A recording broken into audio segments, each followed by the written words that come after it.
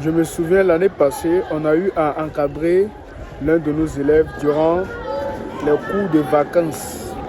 L'élève était présent depuis le début de l'année jusqu'à la fin des vacances. Également, ce même élève, pendant la rentrée scolaire, l'élève était aussi présent durant le cours, au début de la rentrée scolaire jusqu'à la fin de la rentrée. Mais ce qu'on a constaté avec cet élève, c'est que bien que l'élève, chaque fois, l'élève est là, l'élève est présent, mais ce même élève-là a la difficulté, n'a pas la capacité d'avoir les bonnes notes en classe. Ce même élève-là, on a beau faire avec l'élève, mais lorsqu'on regarde ses moyennes sur son bulletin de classe, ses moyennes en physique, ses moyennes en mathématiques, ses moyennes en histoire-géo, ses moyennes en français, on constate que ces moyennes, au niveau de ces moyennes, les résultats qu'on s'attendait à ça ne sont pas effectivement précis. Eh bien, l'élève n'arrivait pas à nous produire de bons résultats, bien que on a eu encadré ce même élève durant les vacances. Après plusieurs diagnostics, ce qu'on a vu comme le problème chez l'élève, c'est que l'élève manquait énormément de rappels. Souvent, bien qu'en vacances, on a eu à faire certaines choses, on a eu à voir certaines nouvelles leçons. Lorsqu'on a vu les nouvelles leçons en classe, on a eu même à devancer les professeurs en classe. Souvent, on a eu même à voir 2 leçons, 3 leçons avant que le professeur ne commence cette leçon en classe. Mais ce qui manquait dans cette formation, c'est que bien qu'on a fait la leçon avant le prof en classe, mais l'élève là, avant que l'élève ne parte en classe, c'est le rappel qui manquait à l'élève, le rappel. Donc c'est le sujet d'aujourd'hui, le rappel, le fait de faire des rappels. Parce que souvent, lorsque l'enseignant donne le savoir le premier jour aux élèves, la majorité des élèves comprennent.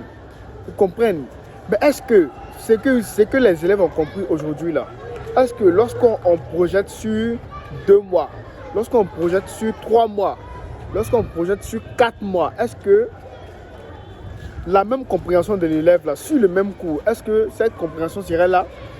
Est-ce que la manière dont l'élève avait compris la leçon, le jour où le professeur donnait la connaissance, est-ce que 6 mois après, 4 mois après, puisque déjà c'est une classe d'examen, est-ce que cette même compréhension serait là chez l'élève? Est-ce que lorsque l'élève a vu les cours en vacances, les leçons en vacances avec nous, est-ce qu'avant que ce même élève ne passe dans les interrogations, le fait qu'il y a eu certains moments qui ont passé, 1 semaine, 2 semaines, 4 semaines, voire 1 mois qui ont passé, alors que l'élève n'a pas fait le rappel de cette leçon avant de partir dans les interrogations, est-ce que cet élève pourra s'en sortir? Parce que souvent c'est ça le problème. C'est le rappel. Lorsque tu apprends une nouvelle chose aujourd'hui, c'est bien. Tu vas comprendre, tout le monde peut comprendre. Mais le fait de conserver cette chose est extrêmement compliqué que le fait de venir apprendre la chose aujourd'hui uniquement.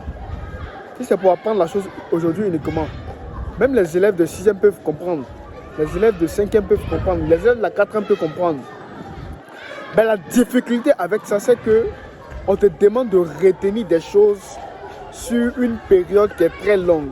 Et donc la rétention de cette chose sur cette grande période demande extrêmement de faire des rappels. Donc souvent c'est le rappel qui manque à certains élèves pour exploser en classe. Donc lorsque au Terra School comme ça, nous on fait une nouvelle leçon, lorsqu'on fait des cours en vacances, toutes les leçons qu'on a vues en vacances, et bien ce qui se passe lorsque l'année commence comme ça, on reprend tout le programme parce que l'école ne fonctionne pas comme nous. Parce qu'à l'école, ils vont reprendre, c'est maintenant que les cours ont commencé. Parce que lorsque ce rappel n'est pas fait, on reprend dans le but de faire des rappels. Lorsque ce rappel n'est pas fait pour bien clarifier les connaissances dans le cerveau de l'enfant, lorsque l'enfant va arriver en classe, eh bien, ça va se passer mal. Ça va finir par des notes qui sont médiocres. Conservez ce que vous avez aujourd'hui, chaque jour, sur une longue période, sur 2 semaines, 3 semaines, 4 semaines, 5 semaines, voire 1 mois.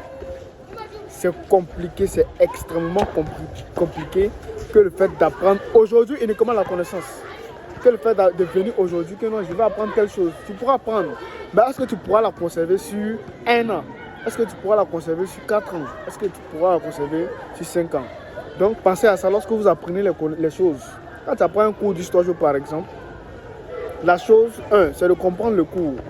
Maintenant, en deuxième position, tu dois mettre une technique, une méthode en place pour conserver la leçon que tu as appris. Parce que souvent, tu peux apprendre la leçon, mais lorsque tu vas partir dans les interrogations en classe, tout oublier, tu vas avoir 0. Pourquoi? Parce que simplement la conservation de la connaissance te manque. Tu peux apprendre des bonnes choses, tu peux apprendre totalement la leçon aujourd'hui, demain tu vas en classe, tu as complètement tout oublié. Donc souvent passer à ça, ça peut vous aider lors des interros en classe. Faites extrêmement de rappels pour vous qui êtes étudiant, pour vous qui êtes élève en classe de BEPC, pour vous également à qui la connaissance n'est pas facile. Puisqu'il y a certaines personnes, pour avoir la connaissance, c'est pas facile. Tu vas les expliquer 1 fois, 2 fois, 3 fois, 4 fois. À la 5e compréhension maintenant, la personne va comprendre. Maintenant, cette personne a compris. Et maintenant, l'autre chose à faire, elle va oublier.